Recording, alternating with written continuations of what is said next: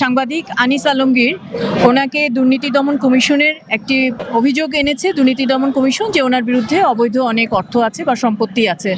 তো আমরা এখন পর্যন্ত এই কোনো রকমের কোনো দুর্নীতি দমন অভিযোগের যে কাগজ যেগুলো বা কমপ্লেন্ট আমরা এখন পর্যন্ত পাইনি অফিসিয়ালি। তো আমরা আগে পাওয়ার পরে আমরা আসলে বুঝতে পারবো যে ওনাদের কি অভিযোগটা।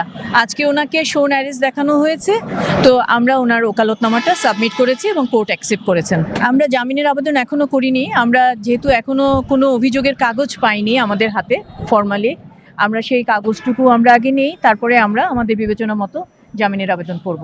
অভিযোগের যে কাগজ, সেই কাগজটা না পাওয়া পর্যন্ত আসলে উনিও তো বলতে পারবেন না যে ওনার বিরুদ্ধে অ্যাকচুয়াল কি বিষয়ে অভিযোগ নিয়ে আসা হয়েছে। তো ওনার বিরুদ্ধে এর আগে একটি মামলা করেছে, সেটা হচ্ছে গত 15ই ডিসেম্বর সন্ত্রাস বিরোধী আইনের বিরুদ্ধে। সেই সন্ত্রাস বিরোধী আইনে উনি জামিন পাননি নিম্ন আদালত থেকে, এখন ওভাবেই আছেন উনি।